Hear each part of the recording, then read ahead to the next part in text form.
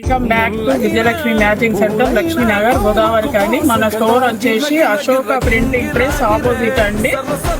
మనం వచ్చేసి ఇప్పుడు బ్రాస్ అండి. బ్రాస్ లో మనకి క్వాలిటీ బాగుంటుంది. కంపెనీ వచ్చేసి ఇన్నర్స్ లో బ్రాస్ కంపెనీ వచ్చేసి షెగున్ అండి.